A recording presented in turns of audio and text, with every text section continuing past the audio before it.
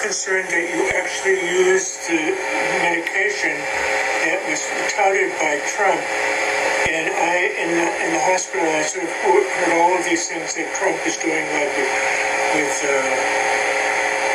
Clorox and things like that. What made you believe the doctor?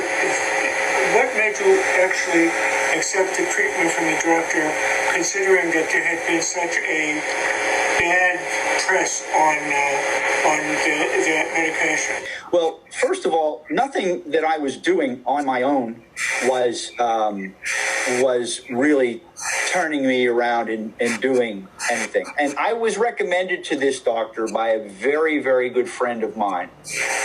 And she has been doing a lot of research on her own behalf for the last 10 or 11, 12 years because she has Lyme disease and a parasite from South America that she's been battling for 10 years.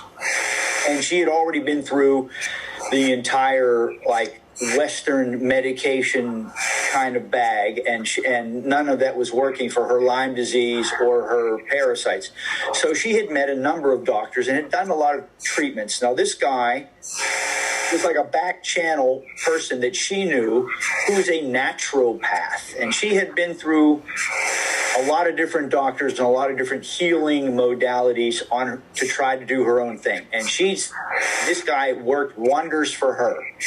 And she sort of begged him and said, look, Rex is a good friend of mine. His wife's a good friend of mine. Can you take him on as a patient? And it was just like, I wasn't getting anywhere from my own PCP person. I couldn't even get a video conference with him. They dropped the ball twice on me to just get a video conference. And, I wasn't getting any answers from them. I had gone to see my PCP 4 days before, and I had felt great, and I'm all popping, I'm feeling good, and I'm bummed just because I can't go on my next tour or whatever. And 3 days after I saw him, I started feeling horrible. And then I couldn't get an appointment with him, either in person or by video. So I was just glad to be being paid attention to by anybody. And this guy had confidence in what he was saying, and I was just going okay. And what I think happened, even though, I don't want to get into a political bag here, but I'm not a Trump fan. But I think that what it is that happened with that was he heard that it had worked for some people in some situations. And then he touted it as being, of course it's going to work and it's a possibility. And don't worry, we've got it all under control. We'll just give you some of this stuff, blah, blah, blah. And I think it got politicized and it got squashed. And a lot of people learned to poo-poo it without giving it a chance. And a lot of times I think what was happening was they would give it to people who were already in the hospital, already on a respirator with 1 foot over the line, and they weren't coming back, period, no matter what they would have given them. And they were not good candidates for the drug. It happened to work for me. But I'm a guy, I'm in good shape, and it happened to work for me. But I think what they do is they try to, they tested it, and the test results were a very limited sample, I think, and they were using it on people who were basically being ready to ship off to the crematorium anyway. Yeah, That's what I think happened. I think it's been tested in a much broader population than just that demographic, and I think it's been nixed, and they've said it hasn't been doing it. It's not doing what it's supposed to do. Yeah, this is like on a broad epidemiological level. That doesn't mean that the drug can't be effective for certain people like you, Rex, which is the most awesome thing ever that this thing worked for you.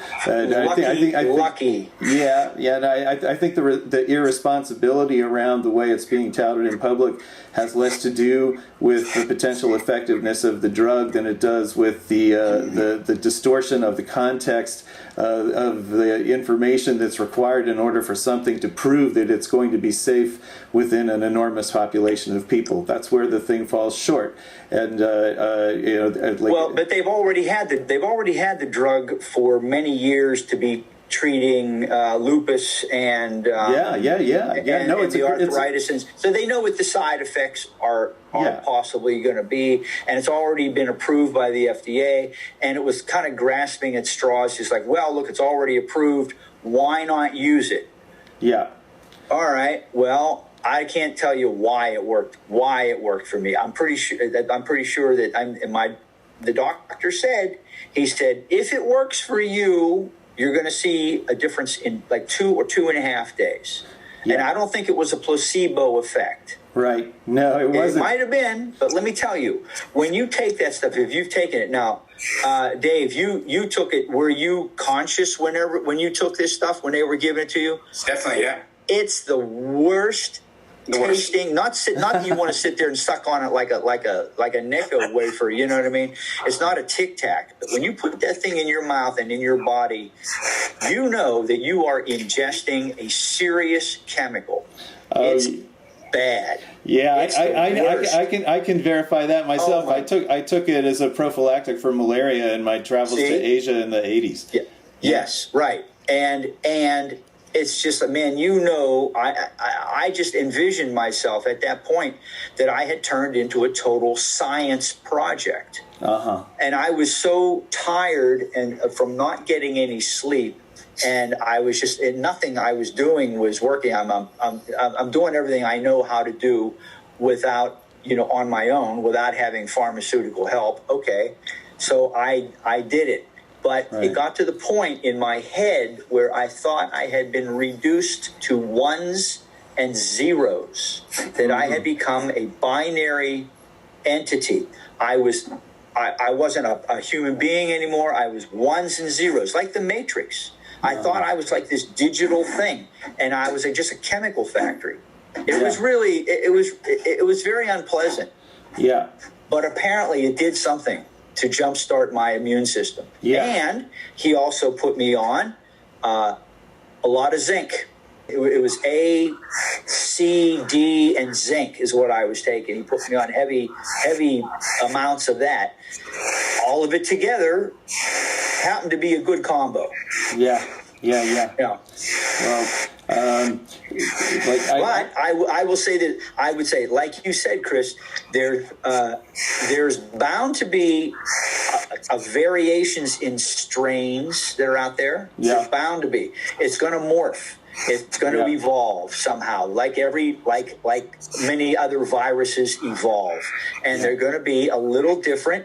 And when they crop up, they're going to have to be, whack-a-mole down somehow. Yeah. They're going, but it's going to keep going. A large flow of discourse, like of rhetoric, that's like in part of the conversation about how it's not as severe a threat as we're led to believe, because certain people who don't like the administration are trying to make Trump look bad, blah, blah, blah, blah, blah, blah, blah. And then you hear people talking about hoaxes and this kind of things. And I just wonder what it feels like as a person who has dealt with this, with the physical reality of this disease, like how that makes you feel and what your thoughts are about it when you hear this kind of thing.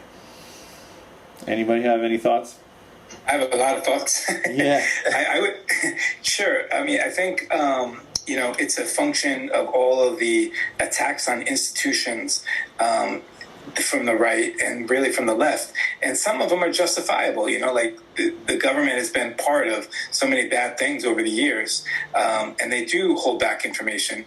It just happens to be that this is not one of them. Even my own roommate was telling me that America planted the virus in China to take Trump down. And I was like, oh God, and wow. Yeah, Wow. and so I told her, I was just like, there are better ways to do it. Like, I don't think they'll ruin the American economy just to. Well, anyway, but I do see it as a function. The hoax perspective is just all the attacks. Partly is because of the fuel of conspiracy theories and the advent of people launching onto them. And sometimes the conspiracy theories are right, so people have a reason sometimes to question things. But it's coming from, from my environment. Not only did I get hit so hard, every person I talked to, nurses were talking about people that friends they've seen die, healthcare workers they've seen die, and then healthcare workers who survived and patients who survived who have to use oxygen for the rest of their lives, and myself, like I'm in pain every day. I have pain in my fingers, pain in my toes, 100% point a day, and sometimes I feel like people are stabbing my legs, and I'm like, hey, who's that? That's just COVID still messing with me, and so